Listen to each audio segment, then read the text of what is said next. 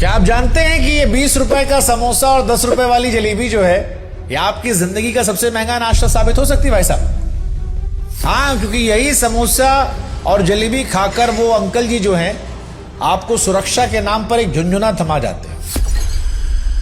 वो झुनझुना जो आप 20 साल तक बजाएंगे तो, लेकिन वो आपकी कमाई को दीमक की तरह खा जाएगा। और जिसे आप इन्वेस्टमेंट समझ बैठे हैं, असल में आपकी गरीबी का वारंट है। और आज समोसा खिलाने के पहले हम उस पॉलिसी का, उस झूठ का हिसाब करने वाले हैं। आपने देखा होगा हर भारतीय घर में, चाहे गांव हो शहर, सबके घर में एक चीज कॉमन होती है। सबके अलमारी में एक फाइल रखी होती है। एक फाइल पुरानी सी, किसी में रबर बैंड चढ़ा होता है, कोई थोड़ा अपडेट कर लेता है। वो फाइल जिसमें पूरे परिवार के सपने होते हैं, बच्चों की पढ़ाई, बेटी की शादी, बुजुर्ग माता पिता की दवाइयां, और वो उम्मीद कि मेरे बाद मेरे अपने सुरक्षित रहेंगे। ये फाइल होती है इंश्योरेंस पेपर की। क्योंकि हम इंडियंस बड़े भावुक होते हैं। हम खुद के लिए नई शर्ट भले ना खरीदें, पुराने जूता पहन काम चला लेंगे, लेकिन ये सोचकर बेचैन रहते हैं कि अगर हमको कुछ हो गया भाई साहब तो मेरे घर वालों क्या होगा। और इसी डर का फायदा उठाकर हमारे समाज से कुछ लोग कभी रिश्तेदार बनकर, कभी बैंक मैनेजर बनकर, कभी बीमा सलाहकार बनकर हमारे पास आते हैं, हमको सिखाते हैं और फिर एक ऐसा कागज थमाते हैं जिसे हम सुरक्षा कवच समझ लेते हैं। लेकिन सच यह है कि वही कागज हमारी जिंदगी की सबसे महंगी गलती साबित होता है। और आज इसलिए उस फाइल का हम पोस्टमार्टम करने वाले हैं। हम आपको ये बताने वाले हैं कि कैसे बैंक वाले अंकल जी जो हैं वो टारगेट पूरा करने के लिए आपको फंसा देते हैं। ये समझाने वाले हैं कैसे एजेंट कमीशन के लिए झूठ बोलते हैं और कैसे जिसे आप सेविंग समझ रहे हैं वो असल में आपकी जेब पुकाट रहा है। देखिए, सबसे पहले आपको एक कड़वा सच हम बताएंगे। भारत में ज्यादातर लोग गरीब इसलिए नहीं होते क्योंकि जीवन भर मेहनत नहीं की या पैसा नहीं कमाया। वो गरीब इसलिए होते हैं क्योंकि एक बीमारी ने उनकी जमा पूंजी को एक झटके में खत्म कर दिया। आंकड़े बताते हैं कि भारत में हर साल 7 करोड़ लोग सिर्फ इसलिए गरीबी रेखा के नीचे जाते हैं क्योंकि उनके घर में कोई मेडिकल इमरजेंसी आ गई थी। हार्ट अटैक आया, 5 लाख रुपए, 10 लाख रुपए खर्च हो गया। एक्सीडेंट हुआ, 10-15 लाख खर्च हो गए। कैंसर किसी को हो गया, 20-25 लाख चले गए। और 20 साल की सेविंग आपकी 20 दिन में साफ हो गई। इसके बाद लोग जमीन बेचते हैं, सोना गिरवी रखते हैं, बच्चों की पढ़ाई तक कई बार रुकवा देते हैं, स्कूल कॉलेजेस बदल देते हैं।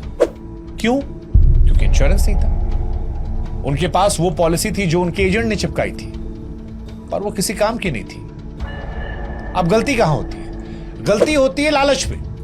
हम बचपन से सुनते आए हैं, बेटा पैसा बचाओ। जब इंश्योरेंस की बात आती है तो हमारे दिमाग में 2 चेहरे आते हैं, एक इंश्योरेंस वाले अंकल, दूसरा मनी बैंक पॉलिसी। हम सवाल पूछते हैं, अंकल ये बताओ इसमें पैसा कितना मिलेगा, पैसा वापस आएगा या नहीं आएगा? और यही एजेंट समझ जाता है कि मुर्गा फंस गया।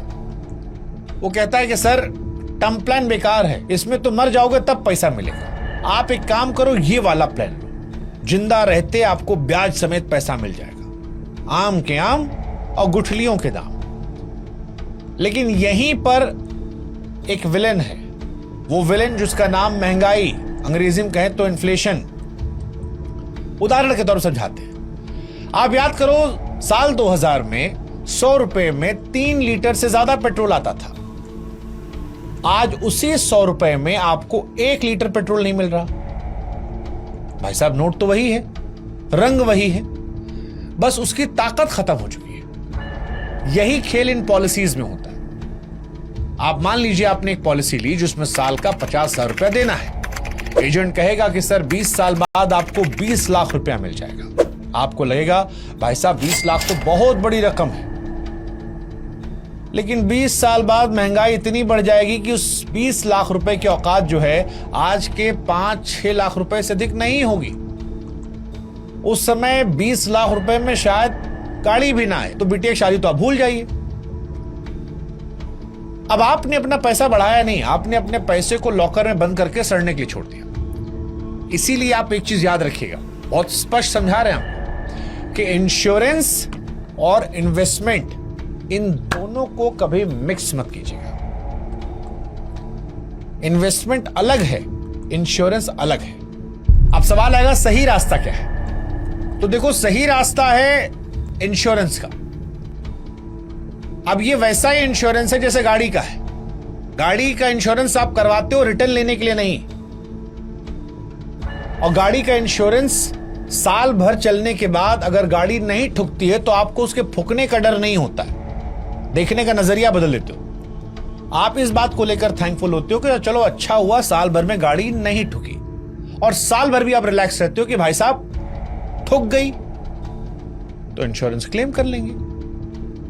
मान लो ये आईफोन हमने लिया है, अब इसका इंश्योरेंस 15,000 रुपए का आ गया या 10,000 रुपए का होगा, तो अगर 10,000 रुपया लगा के 1.5-2 लाख रुपए का फोन को लेकर साल भर में टेंशन फ्री रहूं कि गिर गया तो कोई दिक्कत नहीं, खुर्चा लग गया तो कोई दिक्कत नहीं, स्क्रीन टूट गया तो कोई दिक्कत नहीं, तो साल भर एक तो जिंदगी आसान होगी, टेंशन नहीं होगी। टूट गया तो बदल लेंगे, और नहीं टूटा तो साल में खुशी इस बात की बनाओ कि भाई साहब फोन सही रह गया। 10,000 रुपए को लेकर रोना गाना नहीं करेंगे। लेकिन हमारे यहां आदमी इंश्योरेंस कराता है तो कहता है पैसा कितना दोगे। जिंदगी के मामले में वो सावधानी नहीं बरतता जो गाड़ी का इंश्योरेंस करवाने में लेता है, मोबाइल का इंश्योरेंस कराने में लेता है।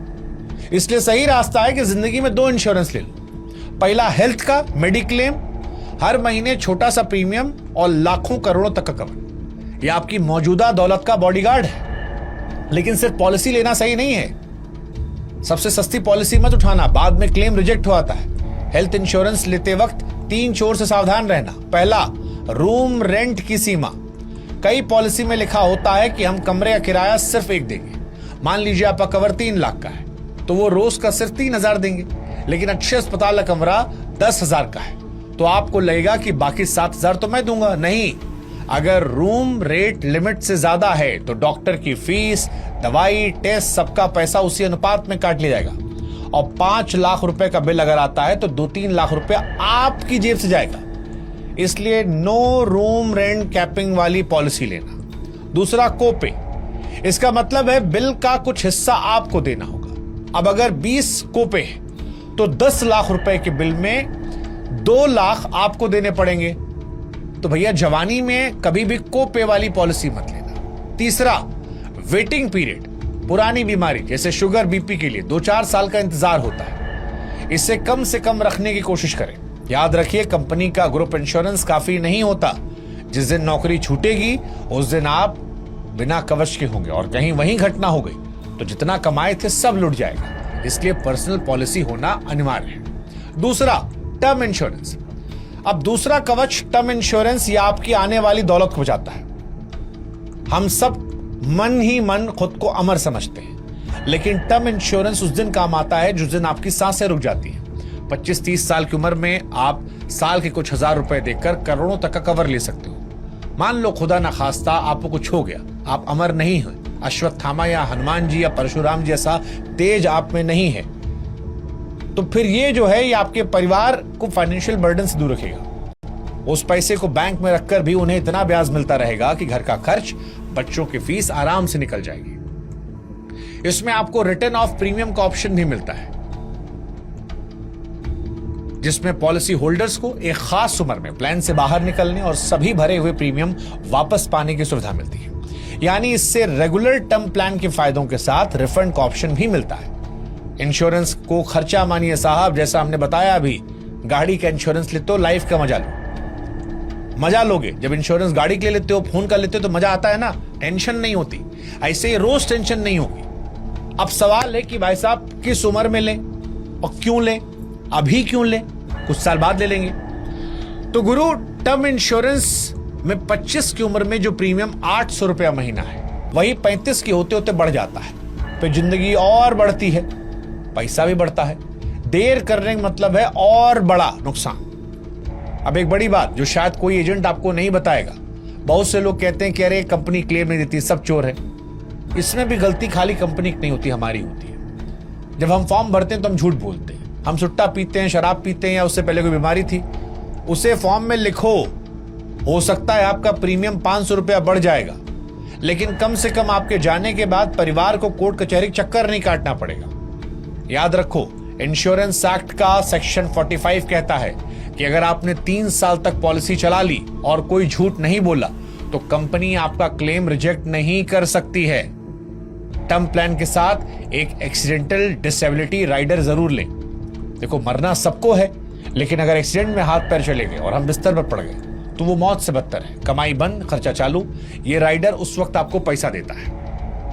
अब आप पूछेंगे कि भाई अगर इंश्योरेंस में पैसा नहीं बढ़ाना तो फिर अमीर कैसे बने? अमीर बनने का मंत्र है by term and invest the rest. दो दोस्तों की कहानी सुनाते हैं आपको, सुरेश रमेश। दोनों के पास साल के 1 लाख रुपया थे। सुरेश ने मनी बैंक पॉलिसी ली, कवर मिला सिर्फ 10 लाख का। 20 साल बाद उसे करीब 40 लाख रुपए मिले। महंगाई के चलते 40 लाख में वह मुश्किल से एक छोटी कार और घर की मरम्मत करवा पाया। बूढ़ा रहा, गरीब रहा। वहीं रमेश बाबू जो थे, 15,000 रुपए का टर्म प्लान लिया, कवर मिला 1 करोड़ रुपया का। बाकी बचे 85,000 रुपए को म्यूचुअल फंड में SIP कर दिया। 20 साल तक यही किया। आपको पता है 20 साल बाद रमेश के पास कितना पैसा रहा? 12-15% रिटर्न के हिसाब से उसके पास 1.5 से 2 करोड़ रुपया कैश था। पूरे 20 साल उसके पास 1 करोड़ का रिस्क कवर था। सुरेश भैया के हाथ में चिल्लर आया और रमेश बाबू करोड़पति बन गए। रास्ता आपके पास है। सबसे जरूरी है पॉलिसी लेने के बाद उसके कागज अलमारी में मत सड़ाना। एक लाल डायरी बनाना, उसमें policy number, login ID, password, agent का नंबर, नॉमिनी का नाम सब साफ साफ लिखना और अपने परिवार को बिठाना कि देखो बाबू, ये रही डायरी, कल को कुछ हो जाए तो इसे खोल लेना। क्योंकि अगर आपके पास 1 करोड़ रुपए का इंश्योरेंस और बीवी को पता ही नहीं तो वो 1 करोड़ रद्दी पड़ा है भाई साहब। इससे अच्छा बीवी को बता दो। बाकी अंत में सिर्फ इतना कि हेलमेट सर में इसलिए नहीं पहनते कि हवलदार चालान ना काटे। हेलमेट इसलिए पहनते हो ताकि घर पर कोई हमारा इंतजार कर रहा है, कोई है जिसके लिए हमारी जान की कीमत चालान से ज्यादा है, और हम भी सुरक्षित रहेंगे। हेल्थ और टर्म इंश्योरेंस वही हेलमेट है। इसे टैक्स बचाने के लिए मत लो, जिम्मेदारी समझ कर लो। 400-500 रुपया हर महीने प्रीमियम देकर अगर लाखों करोड़ों तक का कवर ले सकते हो तो फिर ध्यान दो। अब तो सरकार ने भी GST हटा दी है। कम लागत में बड़ा मुनाफा वाली बात है।